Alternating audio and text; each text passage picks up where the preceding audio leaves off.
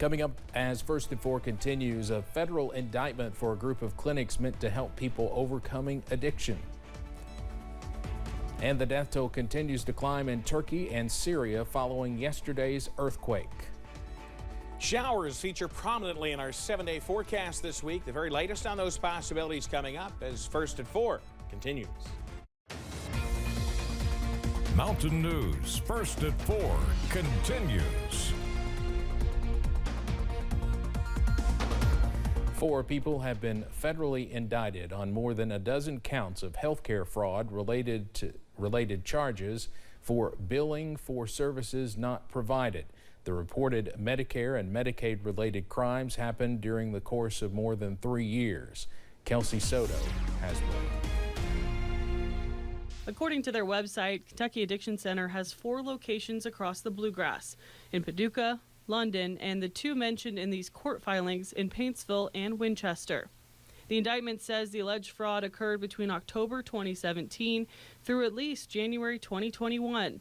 Court records say that the 2 owners of KAC, Christy Berry and Michael Bregenzer, as well as billing manager Barbie Van Hoos and Dr. Jose Alzadon, submitted bills for services that weren't medically necessary or were falsely filed under another doctor's name. Details of the alleged fraud include upbilling for more expensive services than those provided. Court documents also indicate the group dispensed Suboxone in an unauthorized way. Current employees reached out to WKYT and tell us they remember the Winchester facility being raided, and it's unclear what will happen to the facility or patients. Records show of the 4 defendants, so far only Dr. Alzadon has been arraigned. Now, part of that arraignment means he is not to prescribe any controlled substances, must give up his passport, and cannot have any contact with the other defendants.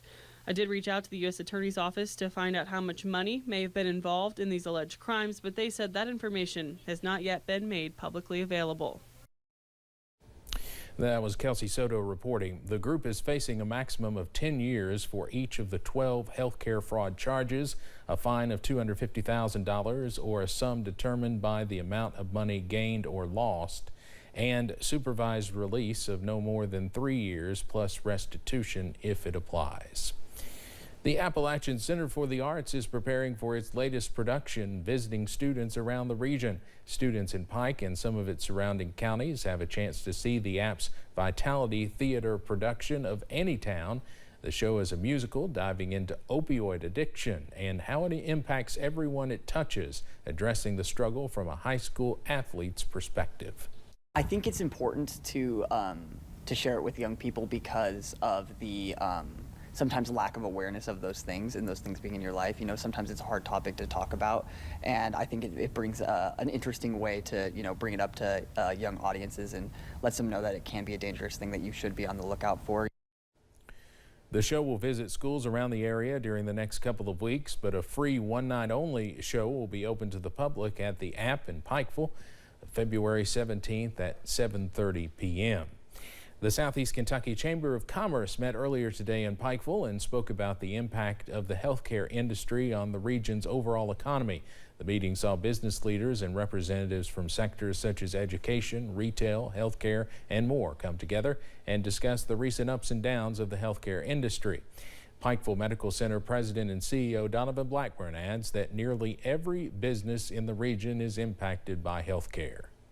Pretty much almost every business in some way or the other is touched by healthcare in one capacity or other, whether it's actually you providing a service or whether it's you providing a health plan to your employees.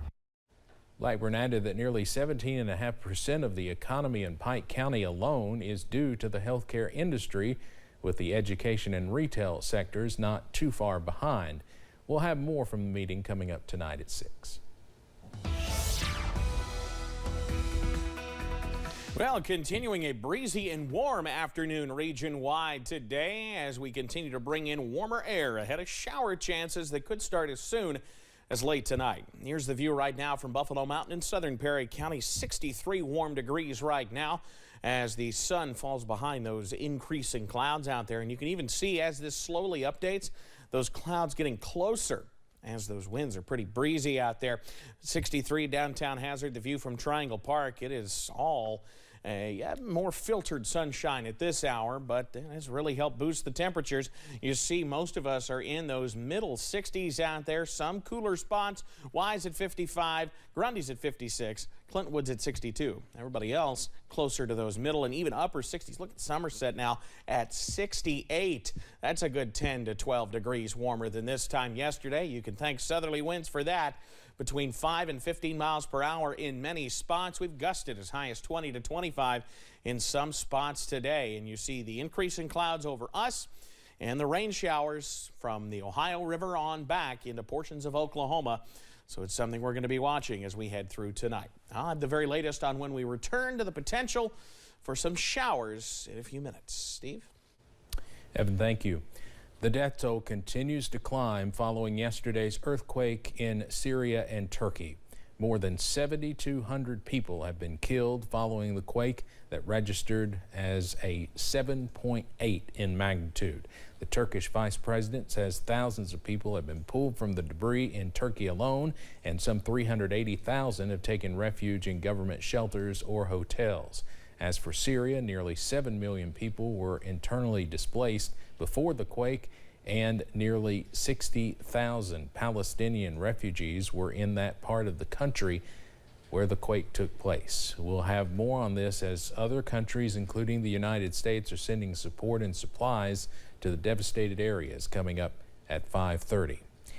Back here in the U.S., officials announced yesterday they successfully conducted a controlled release of toxic chemicals involving a major train derailment at the Ohio and Pennsylvania border, which could have caused an explosion if left unchecked.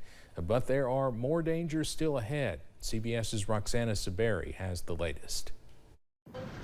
A plume of smoke erupted into the skies surrounding East Palestine, Ohio, Monday afternoon, after authorities released toxic fumes from 5 derailed train cars to avoid what they warned would have been an even greater threat. The railroad has a serious concern about an explosion with one or more of these cars. Earlier in the day, Ohio Governor Mike DeWine told CBS News that anyone refusing to leave the evacuation zone before the controlled release could also be at risk of inhaling the fumes. You know, if you're within a close proximity, you very well could die. The 5 cars were carrying vinyl chloride, which is used to make a variety of plastics.